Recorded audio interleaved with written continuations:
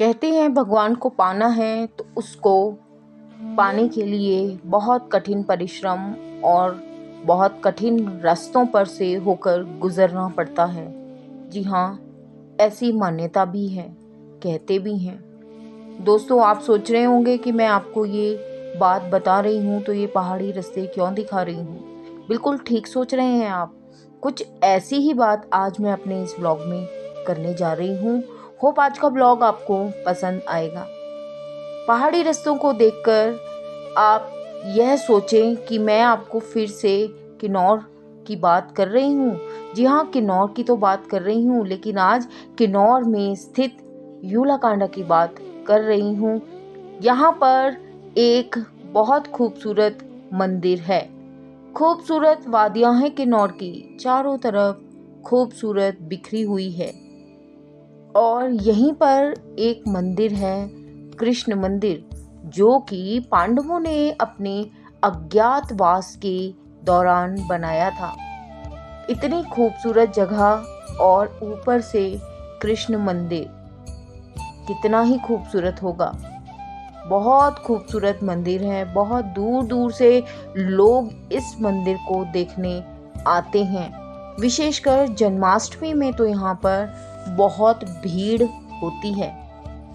हिमाचल प्रदेश को देवभूमि भी कहते हैं, हम सब जानते हैं। यहाँ न केवल शक्तिपीठ है, बल्कि यहाँ पर बहुत सुंदर शिव मंदिर, शिव गुफाएं भी हैं और साथ ही साथ यह खूबसूरत कृष्ण मंदिर भी यहाँ पर आपको देखने को मिलेगा।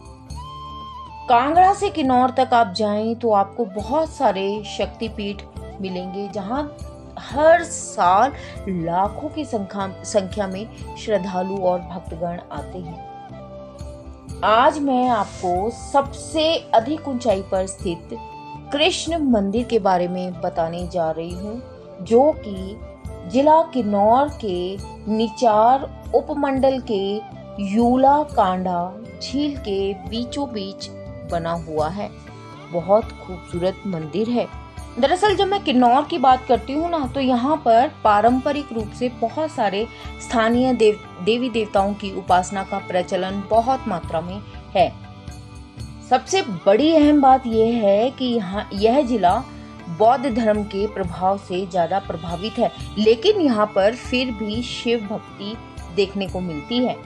यहाँ पर जहाँ पर किन्नर कैलाश है, वहीं दूसरी ओर कामरू नाग का भी मंदिर है, जो कि सांगला देवता जो कहलाते हैं और उन्हें बद्रीनाथ का ही एक रूप माना जाता है। यहाँ पर एक दुनिया का सबसे ऊंचा मंदिर, जो कि समुद्र तल से 12,000 फीट से ज्यादा की ऊंचाई पर स्थित है, वह है कृष्ण मंदिर। और यह मंदिर किन्नौर की रोरा घाटी में दुनिया का सबसे ऊंचाई पर स्थित कृष्ण मंदिर है, जो कि मंदिर यूलाकांडा लेक के बीचों बीच स्थित है। इस मंदिर के बारे में यह मान्यता है कि पांडवों ने अज्ञातवास के दौरान इस मंदिर का निर्माण कराया था। इस मंदिर तक पहुंचने के लिए आपको किन्नौर से टापरी तक लगभग 15 किलोमीटर की पैदल चढ़ाई करनी पड़ती है।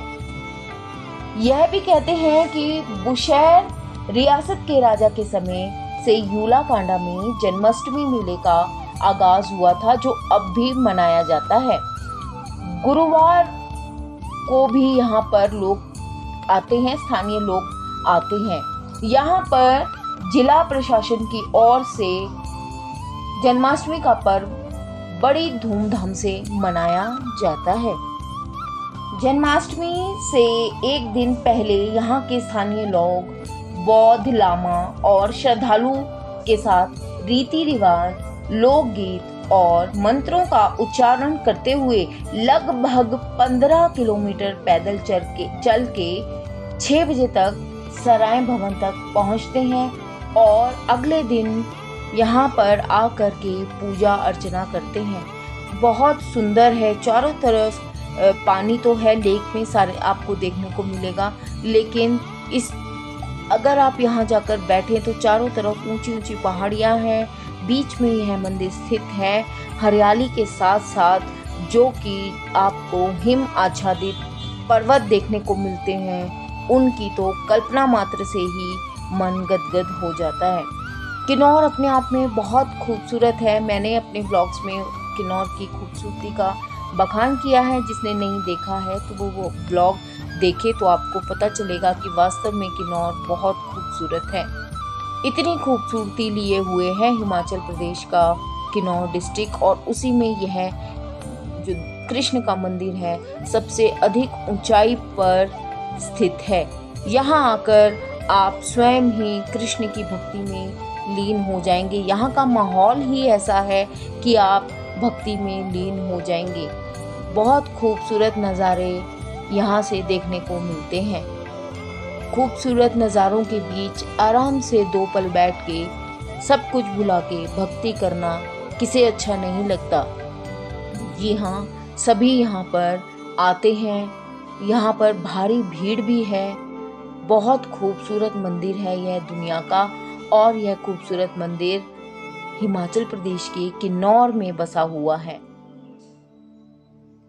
कहते हैं कि इस झील का निर्माण भी पांडवों ने किया था। झील के बीच में बसा ये मंदिर लोगों के बीच बहुत प्रसिद्ध है। यहाँ के स्थानीय लोगों का मानना है कि इस झील का निर्माण 5 पांडवों ने अपने वनवास के दौरान किया था, जो कि भगवान कृष्ण को समर्पित है।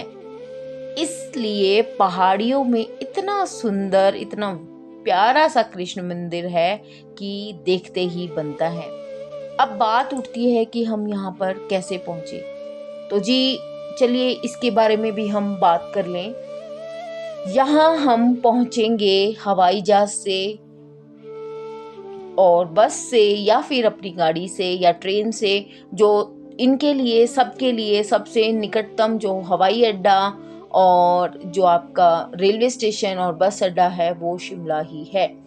यह कल्पा से लगभग 267 किलोमीटर की दूरी पर स्थित है। शिमला हवाई अड्डा दिल्ली और कुल्लू से जुड़ा हुआ है, तो आप यहाँ पर आ सकते हैं। कहीं से भी आए तो शिमला अगर बाई एयर आना चाहते हैं तो आ सकते हैं। शिमला से किन्नौर के लिए आपको आसानी से आने के लिए टैक्सी मिल जाती है। मनोरम दृश्यों का आनंद लेते हुए आप पहाड़ी रास्तों से होते हुए टैक्सी में, बस में आप आराम से या अपनी कार में यहाँ पर पहुँच सकते हैं। आराम तो मैं कह रही हूँ, लेकिन ये दुनिया के बहुत खतरनाक रास्तों पर से होता हुआ आता है। बेहतर है अगर आप परफेक्ट हैं गाड़ी चलाने में तो ही यहाँ अपनी गाड़ी लेकर आएँ, अदरवाइज शिमला से आप टैक्सी भी कर सकते हैं। ट्रेन से आ रहे हैं तो यह सबसे जो निकटतम स्टेशन है शिमला तो है ही, लेकिन उसके अलावा देहरादून भी स्टेशन जो है वो निकटतम पड़ता है।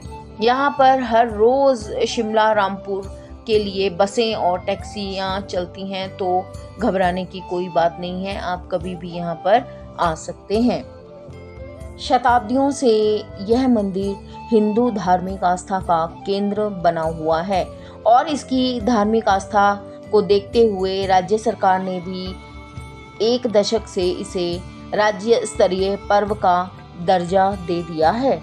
यह मंदिर भारत चीन अंतर्राष्ट्रीय सीमांत के क्षेत्र में बसे हुए यूला गांव से 12 किलोमीटर की दूरी पर तथा लगभग 12,000 से अधिक फुट की ऊंचाई पर स्थित है।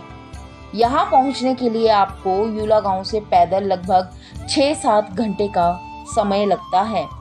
समुद्र तल से ऊंचा होने के कारण इस मंदिर के बारे में मान्यता है कि इस पवित्र झील में मंदिर का निर्माण महाभारत काल में पांडवों ने वनवास काल के अज्ञात काल के दौरान किया था, जिसने गांव की उत्पत्ति के कुछ वर्ष बाद यहाँ जन्माष्टमी का पर्व हर वर्ष बड़ी आस्था और धूमधाम से मनाया जाता है। पौराणिक मान्यता है कि जब पांडव 12 वर्ष के वनवास पर गए थे ना, तो कुछ वर्ष का वनवास पांडवों ने हिमालय की गोद में गुजारा था और कुछ समय यूलाकांडा गांव भी रहे थे। यहाँ पर भी उन्होंने अपना वास किया था। यूलाकांडा में हर वर्ष जिला स्तरीय जन्माष्टमी पर्व धूमधाम से मनाया जाता है। यहाँ पर रिकांगपियो सहित कल्पा, निंचार और पोखंड के विभिन्न क्षेत्रों से भारी तादाद में श्रद्धालु सुबह से ही भगवान कृष्ण के दर्शन के लिए आना शुरू हो जाते हैं। कितना कठिन सफर है, लेकिन उस कठिन सफर के बाद जो आपको देखने को मिलता है वो तो बेहतरीन है। धार्मिक आस्था का प्रतीक यूलाकंडे में कई प्रकार की जड़ी बूटियां पाई जाती हैं। जन्माष्टमी के दिन लोगों द्वारा 18 प्रकार के फूलों से भगवान श्री कृष्ण की पूजा अर्चना की जाती है। मान्यता है कि जन्माष्टमी के दिन जो भी व्यक्ति यदि कंडे में विद्यमान फूलों व अन्य पूजा सामग्री से भगवान कृष्ण की पूजा करता है तो उसकी हर मनोकामना पूर्ण होती है। तो ऐसा है इस मंदिर का महात्म्य। चलिए इसके पीछे मैं जुड़ी हुई एक और मान्यता बताती हूँ। ये आप चित्रों में देख रहे हैं, ये है किन्नौरी टोपी। जी हाँ, ये किन्नौरी टोपी है। यहाँ पर भक्तगण आते हैं, इस टोपी को उल्टा करके पानी में तैराते हैं। यानी कि जो खुला भाग है वो आसमान की तरफ होता है और उसमें टोपी को तैराते हैं। अगर यह टोपी किनारे तक पहुंचने से पहले डूबती नहीं है तो उस भक्त की, उस व्यक्ति की मनोकामना पूर्ण होती है और आने वाला साल उसके लिए बहुत अच्छा जाता है। ऐसे ही क्षेत्र के लोग भी करते हैं। अगर उन्हें कोई कुछ पूछना हो तो वो मन में धारणा करके टोपी को पानी में छोड़ देते हैं। अगर वह टोपी बीच में उल्टी हो जाती है तो आपका बुरा समय शुरू हो गया, ऐसी मान्यता है। आप पर विपत्ति आने वाली है, क्षेत्र में कोई विपत्ति आने वाली है, यह टोपी है दर्शाती है। लोगों की अपनी आस्था, अपना धर्म, अपनी मान्यताएं हैं। तो आप भी कभी यहाँ आए तो यह ज़रूर करके देखिएगा। दोस्तों, आज का व्लॉग कैसा लगा आपको कमेंट में ज़रूर बताइएगा। मैंने बताने की कोशिश की है आज कृष्ण के सबसे ऊंचे मंदिर के बारे में। कोई यहाँ आना चाहे तो आसानी से आ सकता है। यहाँ रहने के लिए पुख्ता प्रबंध किए गए हैं। दोस्तों, मिलते हैं इसी तरह की अन्य व्लॉग में, जानकारी से भरे अन्य व्लॉग में। तब तक के लिए मैं दीपशिखा, इस चैनल की होस्ट और आप सबकी दोस्त, आपको कहती है बाय बाय। मिलते हैं दोस्तों।